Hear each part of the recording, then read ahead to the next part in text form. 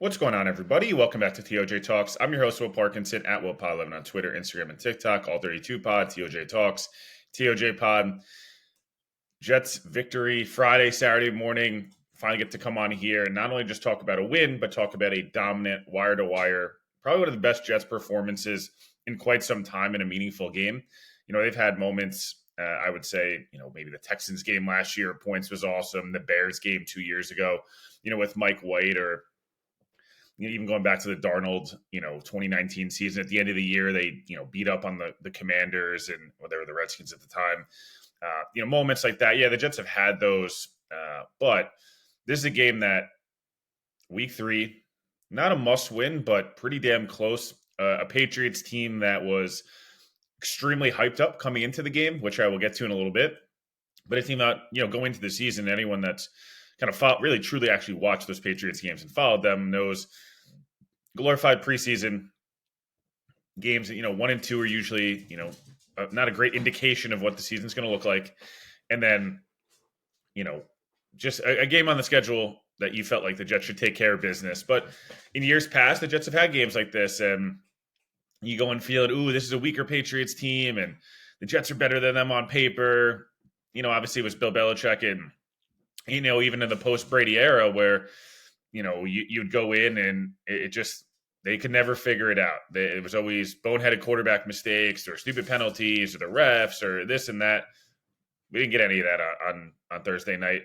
I think from a overall football perspective, the quality of quarterback play, again, which I'll get to in a moment, was obviously exceptional, but I thought the rest of the roster came out firing. I thought the first, 6 quarters of the season, 5.5 quarters, the Jets looked kind of flat. I think they just didn't have as much juice as I was expecting coming out of the preseason. I thought joint practice wise, again, against 3 very bad teams, but joint practices wise, the training camp practices, even the inter squad scrimmage, the green and white scrimmage, I felt like the intensity during camp was fantastic. I felt like they're coming out pretty much fully healthy, out of camp, and obviously they laid a dud on Monday Night Football, as we all know, and they started quite interestingly, I would say, the first 2 quarters or quarter and a half against Tennessee, but something seemed to have clicked on that last touchdown drive before the half, against the Titans. It was the Levis fumble, obviously, the interception by Eccles, and then the Jets go down and score. And ever since then, I guess they've outscored opponents 41-10. They've absolutely dominated yardage, turnover battle, time of possession. The defense has been much better. Rodgers has gotten into much more of a groove, and again, I'll get to that in a moment, but just generally speaking, I want to give this team credit because for as bad as they started that first 6 quarters of the season where, again, expectations are so high. People have waited so long to watch Rodgers, so long to watch this Jets team. And you're like, man, I was pretty positive. But at the same time, you go back and watch and you're like, I understand some of the disappointment. Again, it just didn't look great. It clicked. The defense obviously gives up the 1 fluke touchdown. It felt like Chuck Clark maybe even this week would have made that play, a week later of just, another game rep, past the ACL. And, Rodgers getting more and more comfortable. The Jets come out there on Thursday night. The crowd's obviously electric. Not quite to the atmosphere maybe of Monday Night Football, a year ago. And I think when the Bills come in here in a couple weeks, it will be just that, if not more. But Thursday Night Football, beautiful weather, 3 non-rain games in a row for the Jets. You're like, what is going on? And from Jump Street, it was pure domination. I know they didn't score a touchdown on the opening drive, but they come out there, they're firing right away. Rodgers, empty set, they want some tempo. They did exactly what I talked with Devin McCourty on this pod 3 days or 4 days ago. I know Joe and Connor touched on it. I know the other, Jake and Paul and Dan and everyone's touched on it. But they came out there, they established the pass to be able to open up the run game. And I felt like this New England defense, where you could kind of exploit them, is in the pass game. I don't think the safety play, Jabril Peppers is a nice player, but the safety play wasn't exceptional. I didn't think the linebacker play, especially with Bentley out, is exceptional by any means. The defensive line, is good. It's kind of bigger bodies that don't rush the passer quite as well. They're kind of bigger. Keanu White's a good 3-down player, but he's not a guy that's going to get after you in terms of, high pressure rate. It's he's a 6 to 8 sack guy that is going to be really good in the run game. Not the same as Jermaine, but that more of that type of player than maybe a Bryce Huff or a Hassan Reddick, et cetera. Just come out, Rodgers looks good right away. Second play, is running with the football, 3 carries for 18 yards. And I know it's 18 yards and it might feel like whatever. Aaron Rodgers used to be a guy that not only extended plays in the pass game, but was probably 15 to 25 yards a pop, in terms of a game, 3 to 4 carries, usually one for a first down, maybe one down, near down by the end zone. He gets in for a touchdown. He talked a lot about that, last week on McAfee, of just getting more comfortable to get back to maybe not the 300 to 400 yards a season guy, maybe the 150 to 200 yards, and being able to extend plays. And we saw all that on display. Again, Nate Hackett came out. The opening game script from Hackett, I felt like on Thursday night, was one of, if not his best scripts, since he's become the Jets offensive coordinator. It was great usage of 2 back. It was great usage of personnel, 12 and 13 personnel. It was different formations. They went to empty a bunch of times, which they found something in going in empty. They split the backs out wide, especially with Hall and Allen, be able to get them one-on-one on linebackers. They're able to get Garrett Wilson in the slot when they do that. And, Lazard one-on-one with the smaller corner, Mike Williams one-on-one with smaller corners. It's been really effective for them. So that's something they're going to have to lean into, is more of that empty 2 backs. They got, Tyler Conklin super involved, Lazard obviously. But Rodgers just looked like vintage Aaron Rodgers. And it was the accuracy, it was the arm, and a lot that we've seen. But I felt like the accuracy, I can't think of more than 3 or 4 passes on Thursday night that weren't perfect. He misses Garrett Wilson was a penalty by a yard.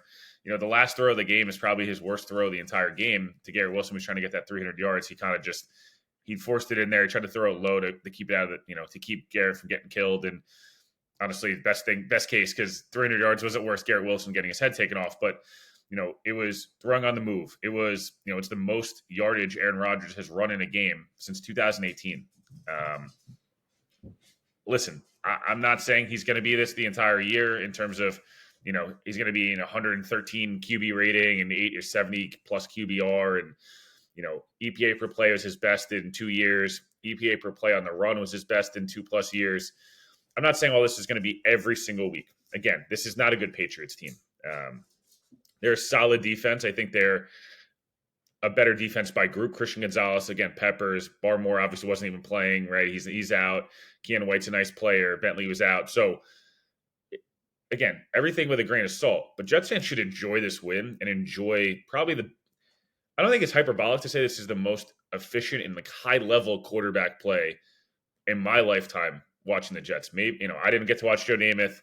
I didn't watch, O'Brien and all these different guys that had moments.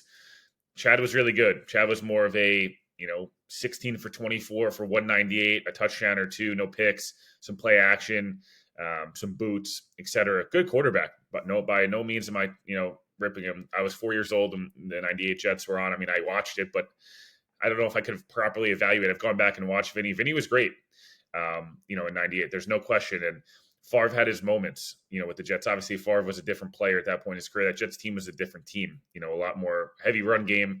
Favre kind of high variance quarterback, obviously. And Sanchez had his moments in the playoffs, and Fitz had his moments in 2015. Sam had a couple moments. Zach had a couple moments.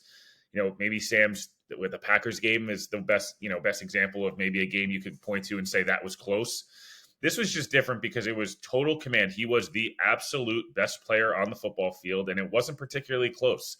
And this is a team and a game that featured all pros on, or future all pros on both sides of the football, for the Jets. And New England's got their, a couple of guys that are Special and a Gonzalez, et cetera. So he was the best player on the field. I thought he totally looked locked in all week. I talked about it on my pod. I talked about it on other pods where, I don't know, man, like you watch Rodgers pre-game this week was the most locked in he's been as a Jet. Obviously last year, again, it was the first week, a lot of hype last year, and obviously we know what happens. Then it became a lot about politics and vaccines and him coming back from his injury and, a lot less football talk, obviously because he wasn't playing.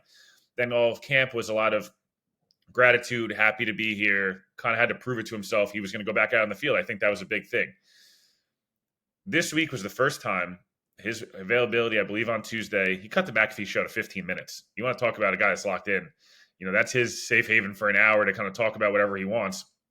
He's like, I got 15 minutes this week. I got to go. We got a game. I'm locked in. And I think that short turnaround almost was helpful to Rodgers, where it was like, not a lot of dead time during the week. Just get right back out there and go. His body's starting to get into it now. You could see he trusted it.